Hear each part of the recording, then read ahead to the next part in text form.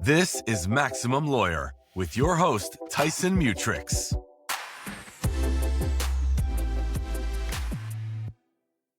So, Bill, it's kind of interesting. Not too long ago, you made this pretty fundamental shift in your thinking. And instead of treating hiring as more like this sporadic need that a lot of law firms do, you began viewing it more as a system similar to, client acquisition. And so it's really kind of that's the reframing that you posted about. And I want to start there. So before I read the post, what wasn't working before you made this shift, and what was it that made it finally click for you that recruiting needed to be treated differently? Well, I don't think it was anything necessarily that wasn't working as much as just coming across this concept in a book called Scaling People by Claire Hughes Johnson. She was an executive at Google and Stripe. Really smart lady, is pretty much an expert in building and managing teams. And that's where I got this idea from. And so I started thinking of building a team, building a pipeline from this perspective. And I have to say, this is a work in progress. I am still actively working on this, and there is still a lot of work to do.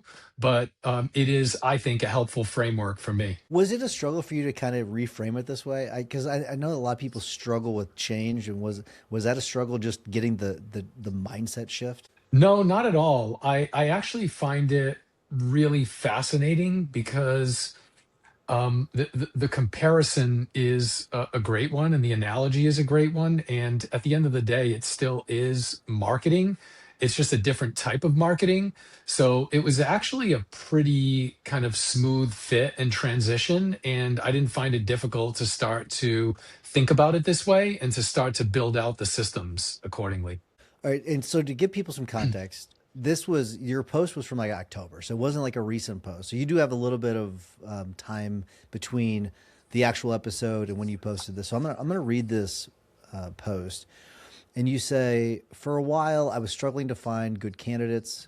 Once I started treating it as a marketing problem, things got better. Still plenty of work to do in this area. This line from the book Scaling People by Claire Hughes Johnson, and you put in parentheses Google Stripe, puts it best. Talent acquisition is marketing and sales, what we call growth or performance marketing. You need to invest in your talent brand, lead identification, and outreach in order to direct traffic, job views, and applicants into your funnel. Then you need to have the means to assess lead quality and optimize conversion. I do think that is a drastically different approach than what most people do.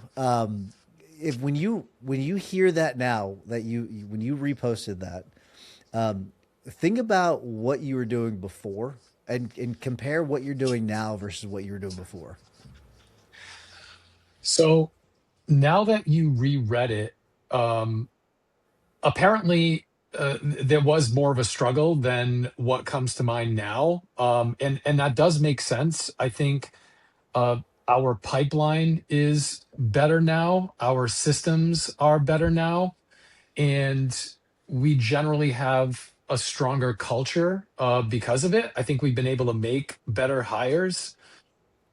So there were the way that I think about this is I think about it as in regular marketing to try to bring on clients, right? You always hear, and we experience as business owners, that a strong pipeline um, solves a lot of problems. So if your marketing is working, it is way easier to deal with adversity, to deal with the issues that come up day in and day out in business, because you can rely on bringing in these clients, bringing in that revenue.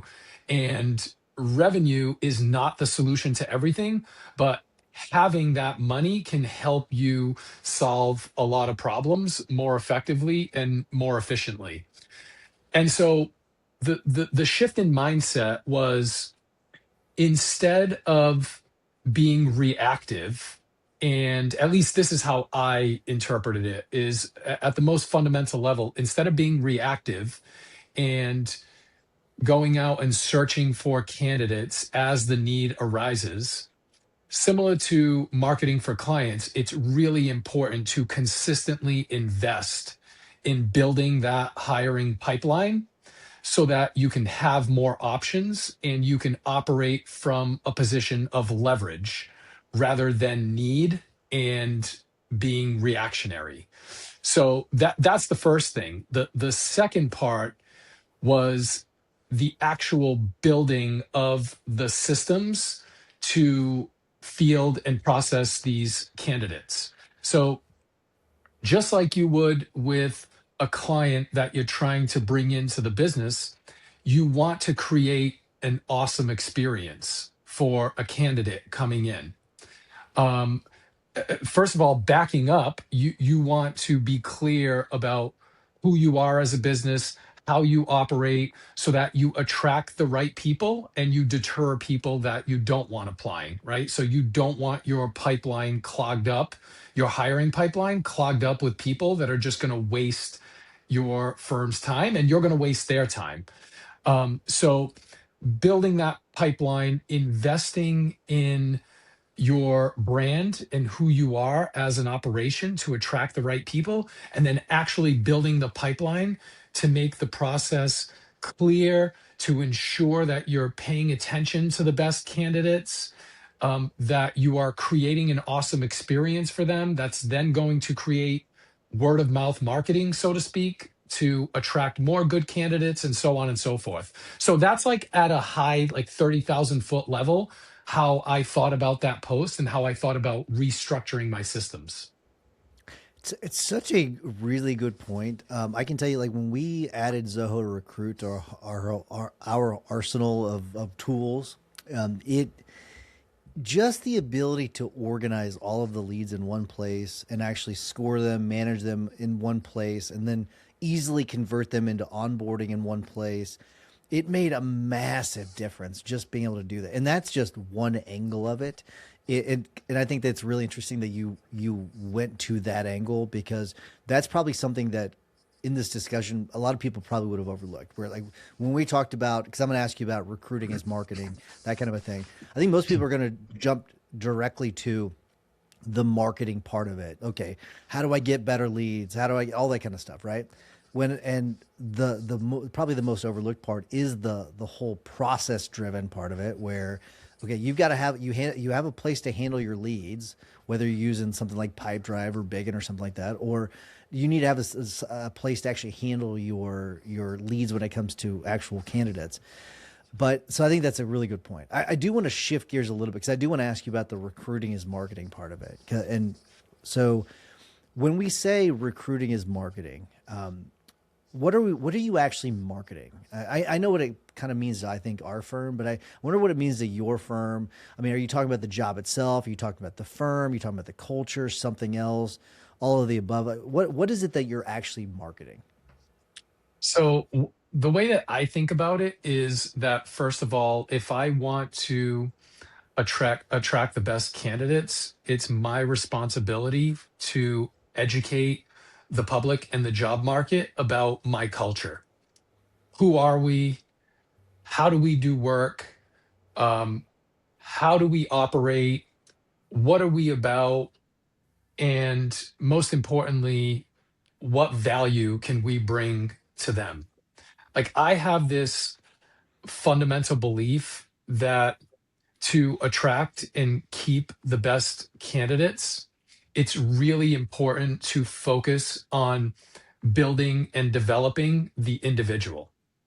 So I think that businesses that try to employ golden handcuffs type philosophies and managing approaches can get into trouble, because the more you try to grasp on to the candidate and keep the candidate and build your culture around keeping people where they are and avoiding change and transition, the more likely it is that they will want to leave. Whereas if you focus on doing right by the candidate and helping the candidate develop and creating opportunities for the candidate, I think ironically, they're more likely to want to stay. And so it's really about educating the public and the job market on who you are, how you do business, and how you will help the candidate develop. I think it's a really good point. So if we think about sort of building a talent funnel, and I'll sort of minimize what a typical funnel is, but if we just kind of break it down to awareness, interest, and conversion, where do you think that most law firm owners like they break down in that process? Is it in the awareness part, making people aware that you've got this position open, all that, attracting interest to that position, or really in converting them? Like that's kind of like the last part that you were talking about, where like actually converting them into from a candidate to an actual employee. Where do you think the breakdown is? The awareness part, the interest part, the conversion part. What do you think? I think there are problems in all three. I think if you ask me to pick one, it's really difficult to do that because you see firms that are doing a really good job of um, educating the public on who they are, like regularly posting and talking about what their business is about, how they can help candidates. I think it's harder to experience that the next level down in terms of like the actual advertising for the specific positions. I think what's important at that step is to be really, really clear, again, about who you are and what the culture is about, but also what you need for that position, how it benefits the candidate. And it's difficult for me because I'm not paying attention to a lot of the marketing out there for these positions. So it's hard for me to assess like how problematic that is for other businesses. But I would also guess that not a lot of people and firms are paying attention to the actual like management of the pipeline, like what you talked about and what you have going in Zoho. Like once these people contact you, how quickly are you getting back to them, right? Just like a quality lead in marketing to bring on a client. How quickly are you reaching out to them? Are you acting quickly, especially on the great candidates? How clear are you with the candidate on what the process looks like, what the next steps are, what they can expect? So my guess would be that there are issues at every level. I pay more attention to kind of the top level because I just come across that more. Like I see, for example, Chris Early from he's nearby in Boston. He runs a personal injury firm. He's doing a great job at marketing who he is, who his firm is, like what they're about. And so these are things that I notice on LinkedIn, on social media. But the answer to your question is I think there are probably issues at all three levels. I was just looking for his book. I had him on not too long ago, so I think it's on my other desk over there. But yeah, he's doing a really good job of that. You mentioned some of these. Like, how do you think that law firms should start tracking recruiting like they do marketing? Like what are some tools they should use, or some metrics they should be focusing on? I mean, we're using just basic project management at this point. We use Monday.com. We might be switching off of that, but I think at the most basic level, figuring out where these quote leads are coming from, having a system for rating these leads, right? So that you can see like what kind of quality is coming in, how many good fits are coming in, how many people you don't want applying are coming in, and then sort of reverse engineering that to figure out where is this going wrong? Is it that the messaging is not clear? Taking a look at the ad, assessing the content, your messaging, the level of clarity. So that's how I think about it, and that's how we're utilizing the tools at this point. Is just on a very basic level, a rating, and then reverse engineering to figure out where the issues are, and iterating and on and on. So in your post, you highlighted that quote from Claire Hughes Johnson about a talent brand, and I wonder what do you think a strong talent brand actually looks like for a law firm that's never really thought about it? For a law firm that's never really thought about it, I So like if think you're at like the starting from most. scratch, so let me kind of rephrase it. Let's say you're starting from scratch. You've never really given any thought to this. How should they look at it when it comes to creating a talent brand? I think at the most basic level, it is um, who you are, what your business is about, and how someone joining your team can benefit them.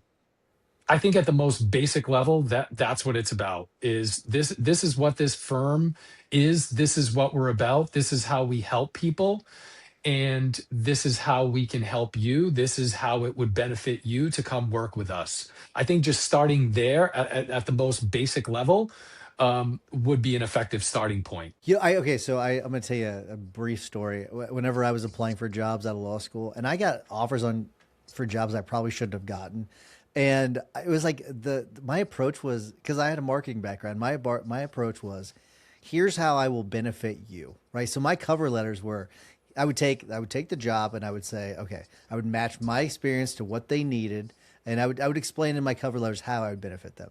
It was really kind of interesting is now that I'm on the other side of the table, I am shocked by how many come to our firm and we ask them all these questions and they talk about me, how everything could benefit them.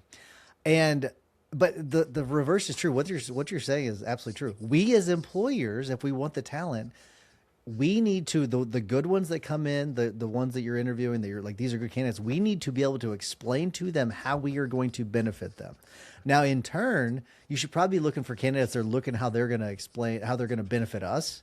So it's both sides are marketing, but the approach that people take, I think it's not the right approach. It's they're looking at how can you benefit me, when in reality, if you're really going to truly market this position, I think you're dead on. You should be marketing about how you are going to be benefiting that particular candidate. Absolutely. And that's what you should be marketing. And what you're talking about, Tyson, in the reverse, when the candidate comes to you and it's all me, that's a screening issue, right? Right. We as firm owners need to be aware of that, as administrators need to be aware of that, and to figure out what that means for the hiring process and the strength of the candidate. All right, so let's get into a fun topic. This is one where I've got strong opinions about both of these things. But okay, when you're comparing compensation versus culture, okay, so how do you think culture actually influences recruiting versus compensation? So when you're looking at those two things, compensation, culture, how do you factor those in whenever you're recruiting and you're trying to market the firm? I mean, I think they go hand in hand. I mean, everyone knows that this is across the country with, especially with inflation up and economic uncertainty. I mean, people need to get paid. And so if you're not competitive in what you're offering, then you're going to leave some on the table and you're probably not going to hire the best candidates. But I do think that having a strong culture and communicating that and marketing that effectively can score you wins when you're in those kind of gray areas. So if a candidate has a choice between your firm and another firm and the compensation is at least comparable, if the candidate is confident that what you're offering in terms of culture is a better fit, um, I think based on the research that a candidate in that situation might even take a little bit of a pay cut or a little bit less money for better culture. So the bottom line is their financial needs still need to be taken care of, but I think having a strong culture just gives you a lot of leverage. Yeah, I agree. I think for me, you have to be good at both, right? You have to be good at culture. You have to be good at compensation. You have to be both. And the we were talking about like filtering out candidates. If your compensation's wrong, the easiest thing to filter out is compensation, right? So if your compensation's off, they're going to filter you out right away. So if that's yeah, they can do. It's harder to research culture, right? So they're gonna default to the easiest thing to filter out. The easiest thing to filter out is gonna be compensation. So if you don't have that on point, you're just not gonna have that candidate. So I think that's the reality. So you have to make sure you're strong in that area to start with. So really important. Um, how is what's the best way for you right now when it comes to generating good candidates? Do you have one platform that you prefer over another? We're mainly using LinkedIn. So LinkedIn is what we found the most helpful. Um, so that's what we rely on. That's what's brought in the best candidates. So I think we still have a little bit of experimenting to do and work to do. I think it also depends on the position. But yeah, so far it's been LinkedIn. Gotcha. I know we use Indeed, but the reason why we use Indeed, we may use LinkedIn a little bit, but it syncs the best with Zoho Recruit, so they link up. That's why we kind of default to Indeed. That's our preference. So if anybody ever wonders like why we primarily use Indeed, that's why. It's comes down to our platform that we use. We use Indeed too. Yeah, I mean it's one of it's to me it's like the default at this point, but I know the LinkedIn's really tried to kind of get into that game. Where do you think that most firms lose great candidates during the hiring process? Where do they lose great candidates? I think first of all, starting with your copy and being clear again about what your culture is about and how you can benefit the individual. Um, it goes back to what we were talking about earlier. I think a lot of firms and employers don't operate out of that mentality. I think it's like, hey, we have this available to you, like apply and we'll decide if we're going to hire you. So I think a lot of opportunity is lost in not putting the time and effort to convey how you can benefit the individual. And that's like more top of funnel stuff. But if you get that right, and of course, like you said, you have to have the compensation right and make sure that you're doing solid like market analysis to figure out what you should be paying. But getting that right will attract better candidates and more importantly, the right candidates. So I would start there. I would start top of funnel. All right, let's have a fun one here. There's a quote from Salesforce CEO Mark Benioff, and it's the secret. I want to get your thoughts on this. So I'm going to read this quote to you, and I'm going to ask your thoughts on this. The secret to successful hiring is this: look for the people who want to change the world. What are your thoughts on that? Oh, that's a great quote. My philosophy on hiring is that I place much greater emphasis and weight on character and drive than on experience. So experience means like very little to me. Don't get me wrong, it is important, but sometimes it's actually a liability in the sense that bringing someone in who has operated in a different system for a long time and is comfortable with that system can be frustrating. It can work, but I think the fresher out of school they are, the greener they are, the easier it is to sort of implement them and get them to adopt to your systems and way of doing work. And it goes without saying that it's very difficult to teach drive and motivation and ambition. I don't think it can be taught. So when I hear that quote, that's what I think of is that drive and the want is way more important than the experience. Your answer is way more charitable than what mine would be. I'll just say that. I think you got it's a great answer. I think you're spot on. I think whenever I hear a quote like this, I think it kind of it ignores the reality of the world that we're living in to some extent. Because, like, if I sit around and wait for candidates that are only looking to change the world, okay, I'm going to narrow my talent pool to such a small amount of people that is absurd. And I'm going to ignore people that would be a really good culture fit, that would be great at the job, that align with our vision, sometimes we focus on the wrong things, and it's one of those things where like it's easy for a CEO that's running this massive company to say something like this, who's probably not been in the trenches for a decade or more. So it's just one of those. I guess my whole point is the reason why I wanted to ask you about this is because, and I think your answer is completely spot on, and I loved it. We should clip it and repost it because it's amazing. Is like, don't don't try to find the perfect candidate, right? It's not about finding the perfect candidate. It's about finding the perfect candidate for your position in your firm that that aligns with your firm. That's what really matters. And there's no real, like, the perfect candidate for my firm is not going to be the same perfect for your candidate for your firm. They're completely different needs, completely different cultures, and everything else. So that's why I want to bring that up. It was kind of a loaded question. I kind of set you up a little bit, but it's just one of those ones. No, I think that's. I think that makes perfect sense, and I think it does depend on the position as well, right? There are some positions where you're going to need somebody to come in and just get the work done and be reliable, and then there are certain positions at your firm where you want thinkers and people who are going to who are going to be working on what's next and improving and iterating. So it also depends on the position. Completely.